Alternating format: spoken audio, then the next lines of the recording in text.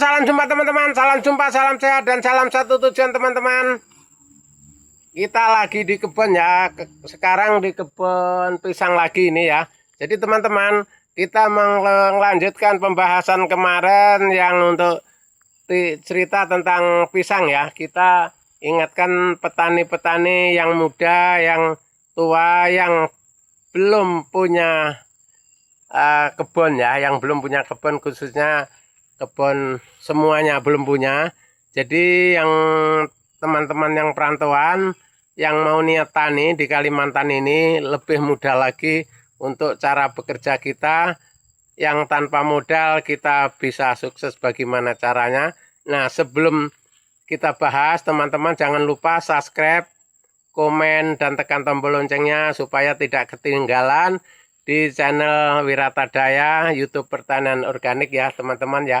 Jadi teman-teman, untuk langkah pertama adalah kita lebih cenderung kalau modalnya belum ada, modal kecil, kita nanam pisang dulu ya. Setelah kita nanam pisang tahun pertama ini, nanam pisang dulu, nanti tahun kedua bisa nanam yang lain-lain ya. Misalkan karena kita kalau pemula istilahnya kita masih opaan ya, kita yang pendatang baru masih opaan. Kita kerja berapa hari di tempat orang, baru kita kerja di pertanian. Nah, pertanian itu teman-teman yang kita modalnya kecil, hanya nanam pisang dulu, itu modalnya kecil ya. Kalau nanam jagung bisa juga, kalau lahannya minimal jagung itu ya 2 hektar lah paling kecil. Kalau jagung bisa tanpa modal teman-teman, bisa pinjam ke tengkulak. Tapi kalau pisang ini, teman-teman bisa sedikit demi sedikit, tapi tidak nanggung beban teman-teman. Kita tidak nanggung utang, karena hidup ini teman-teman kalau bisa, kita pikiran yang simpel aja.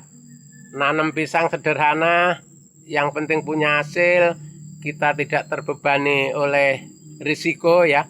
Risiko utang itu gini teman-teman, biasanya kalau kita mau utang itu enak, tapi kalau mau bayar sulit biasanya. Itu ya, jadi teman-teman perlu disimak ini. Kita nanam pisang ini teman-teman, walaupun kita sambil kerja di luaran itu tetap jadi penghasilan ya. Karena pisang ini enggak setiap hari ngerawat teman-teman.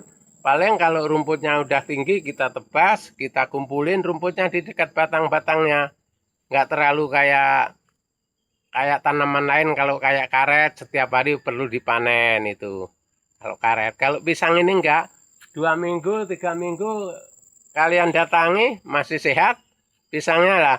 Nanti tinggal kalau ada rumputnya kita tebas-tebas, kita ambil rumputnya yang tinggi-tinggi ini kita dekatkan di situ di pohonnya. Nah, kalau ini segini ini sedang teman-teman kemarin habis kita tebas ini.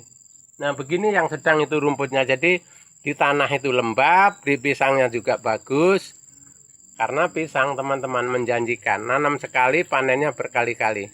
Itu penghasilan pisang teman-teman, bukan neko-neko, bukan aneh-aneh, bukan rekayasa. Itu pasti, apalagi sekarang teman-teman, untuk di Kalimantan Timur ini betul-betul perlu pisang ya. Perlu pisangnya lebih banyak sekarang, karena untuk pertumbuhan ekonomi, pertumbuhan masyarakat makin nambah teman-teman ya. Semenjak ada berdirinya ibu kota pindah ke sini, sekarang apapun yang kita tanam itu laku ya, termasuk bote, tales bote, ubi jalar, ubi singkong, semua laku teman-teman di sini.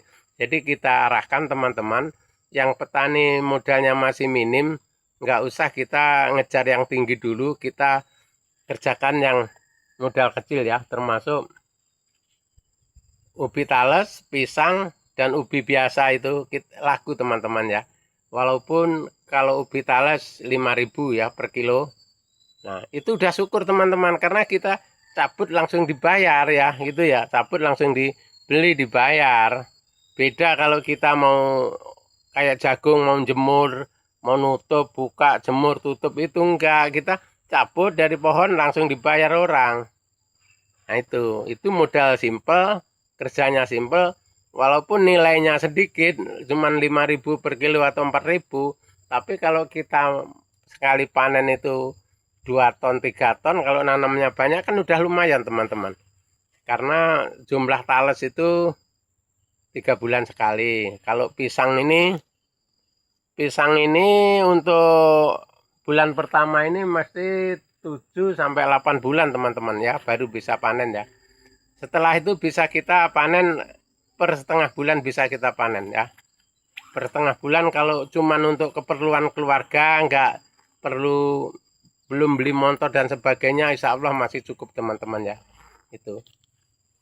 Jadi teman-teman, kalau untuk cara kerja kita tentang pertanian pisang ini bisa dimulai dari sekarang. Yang teman-teman baru datang merantau dari Jawa, yang mau rubah kehidupan, ekonomi masa depan anak cucu kita, silakan.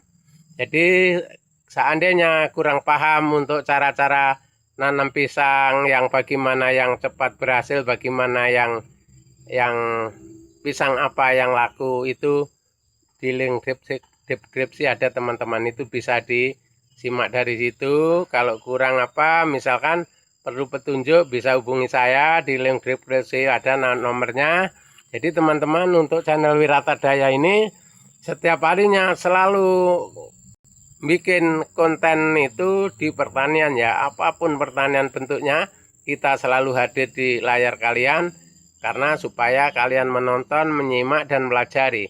Karena kita kunci sukses itu di perantauan ini teman-teman dari kecil dulu ya. Jangan kita membaca yang ukuran orang ya. Kalau ukuran kita sesuaikan sama ukuran kita ya. Nah, misalkan ukuran kita 1 meter, ya kita 1 meter lebih sedikit lah yang kita kerjakan ya. Jangan ukuran kita 1 meter terus kita yang ngajak yang 3 meter. Akhirnya kita ini cari pinjaman kemana, ke sana kemari. Akhirnya ini anjlok teman-teman. Karena di Kalimantan ini anjloknya bukan dari mana teman-teman. Kadang-kadang dari harga ya. Nah itu kalau nanam lain. Tapi kalau tanaman pisang dan tales sebagainya ini jarang yang naik turun teman-teman.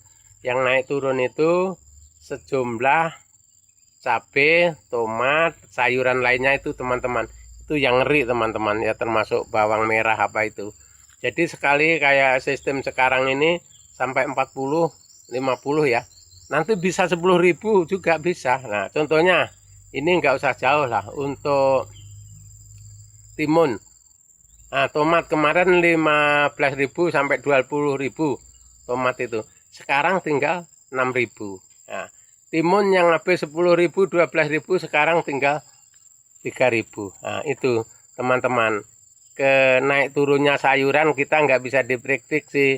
Kalau naik turunnya pisang ini karena sudah harga tetap teman-teman ya. Ini modelnya kayak harga sawit, harga karet, itu harganya naik turunnya 1.000-2.000, nggak mau terlalu banyak. Oke teman-teman, terima kasih. Semoga bermanfaat. Sampai jumpa di video kita yang akan datang.